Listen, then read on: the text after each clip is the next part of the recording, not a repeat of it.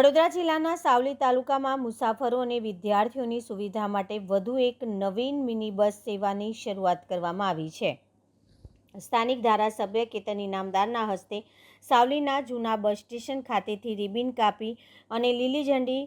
ફહેરાવી mini બસને પ્રસ્થાન કરાવવામાં આવ્યું હતું। સાવલી તાલુકામાં એસટી બસ સેવાને વધુ સુદૃઢ બનાવવા માટે સ્થાનિક ધારાસભ્ય કેતન ઇનામદારના સતત પ્રયત્નથી વર્ષોથી બંધ પડેલું એસટી નિગમ વર્કશોપ ફરી કાર્યરત કરવામાં આવ્યું છે, જેના કારણે સાવલીના જૂના બસ સ્ટેશન પરથી બસોની અવરજવરનું સંચાલન થઈ રહ્યું છે।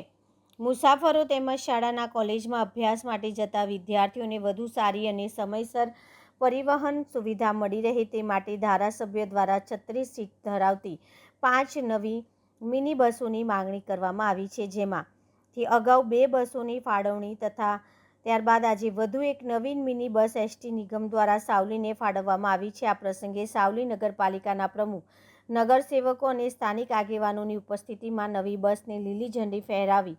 પ્રસ્થાન કરાવવામાં આવ્યું હતું। સાથે જ એસટી નિગમની બાકીની 2 મિની બસો પણ વહેલી તકે ફાળવણી કરવા રજૂઆત કરવામાં આવી હતી, જેથી મુસાફરો અને વિદ્યાર્થીઓને વધુ સુવિધા મળે રહે અને તેઓ સમયસર પોતાના ગંતવ્ય સ્થાને પહોંચી શકે। हमारे सावली विधानसभा अंदर सावली अमरा जूना डेप जे अमरी 5-36 सीटेड बसों की डिमांड थी एम आज 3 बसों चालू थी है, 2 बसों बाकी है। पण जे बस की सुविधाओं जेटली जोईए छे जे रीते दर वर्षे आपणे जोईए छे के बाळकोनी संख्या पण वधती जाय छे अने वधारे पड़तो उपयोग बसनो वृद्धाओ,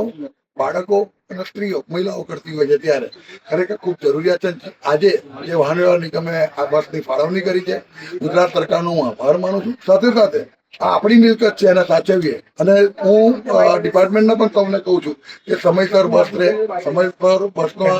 સમયનું પાલન કરે, જેનાથી લોકોને સગવડતા મળી રહે। તેમજ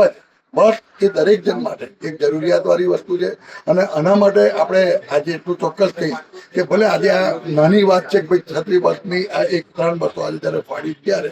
છત્રી બસની જે ઉપયોગ જે સીટનો જે બસનો ઉપયોગ થાય છે એ ઉપયોગ જે રોજિંદો જે વ્યવહાર છે એના માટે ખૂબ મહત્વનો છે અને હજુ પણ જે ખૂટતી કડી વાહન વ્યવહાર નિગમમાં અમારી જે માંગણીઓ છે એ પૂરી કરવા માટે પણ હું અપીલ કરું છું અને સરકારનો ખૂબ ખૂબ આભાર માનું છું।